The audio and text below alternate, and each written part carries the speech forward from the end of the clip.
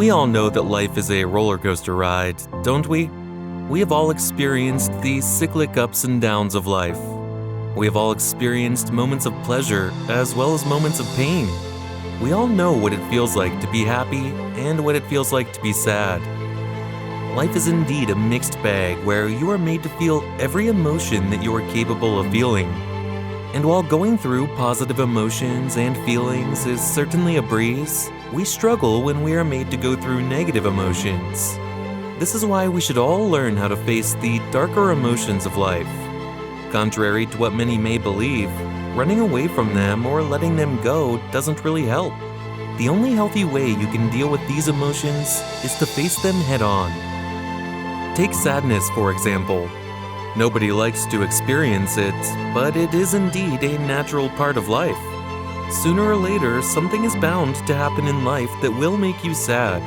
However, the way you deal with it defines how your life will shape up in the future. Now, a lot of people like to distract themselves whenever they feel sad. They like to watch a movie, talk to a friend, eat something tasty, or do something they love to make themselves feel better.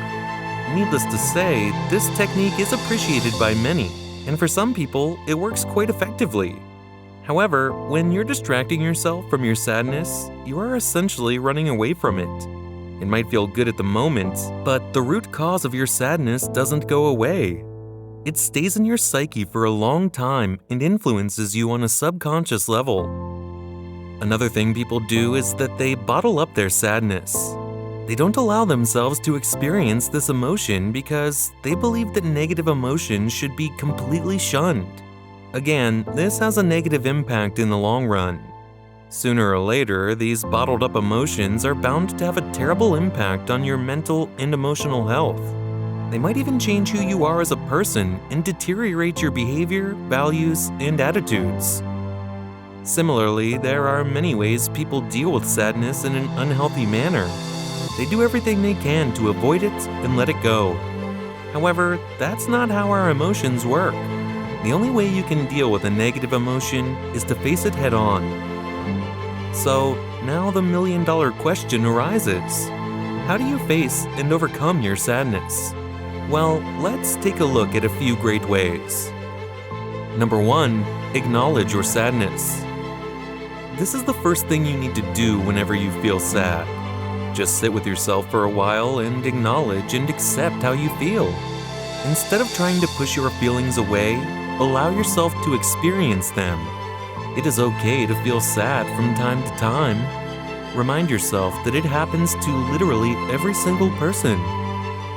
Yes, it can be a difficult and uncomfortable process, but it's an important step toward healing and moving forward. It can help you gain clarity and start to understand what you're going through. But remember, you shouldn't be judgmental toward yourself or feel guilty in any manner. Just accept the state you are in right now. Number 2, try to figure out the root cause. Another important step in facing your sadness is to try and figure out the root cause of your emotion. Understanding the underlying reasons behind your sadness can help you address the issue at its source and develop more effective coping strategies. It's important to note that the root cause of your sadness may not always be immediately apparent, and it may take some time and introspection to uncover. So, you may want to ask yourself questions like, what triggered my sadness? What is missing in my life? What am I afraid of? Or what do I need to feel better? Remember, it's okay to take your time and be patient with yourself as you work through this process. Number 3, practice mindfulness. Mindfulness is an ancient spiritual practice that can be used to deal with most of your negative emotions and feelings. The practice involves becoming conscious of the present moment, your thoughts, emotions, and everything that is going around you. When you stay grounded in the present moments, you are able to cultivate compassion and kindness towards yourself and others. Mindfulness also allows you to look at your psychological state without any judgments, and you gain a certain clarity about why you are feeling the way you are. Not only that, mindfulness can help reduce stress and anxiety. This alone can help you deal with your sadness quite effectively. Number 4, write in a journal. This is an age-old technique that millions of people have used to recognize, face, and deal with their emotions.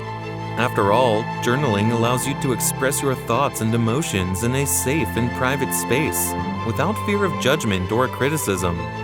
When you write about your feelings, you gain clarity about your internal landscape, and that allows you to process your emotions and work through any difficult or challenging experiences you may be facing. Additionally, journaling can help you identify patterns in your emotions and behaviors, which can help you make positive changes in your life. Whether you write in your journal every day or just when you're feeling particularly sad or overwhelmed, journaling can be a valuable tool in your mental health toolkit. Number 5. Practice self-care. When you feel sad, especially on an ongoing basis, it is easy to neglect your needs and wants. When that happens, your physical, mental, and emotional health suffers. This is why practicing self-care is an important aspect of dealing with your sadness.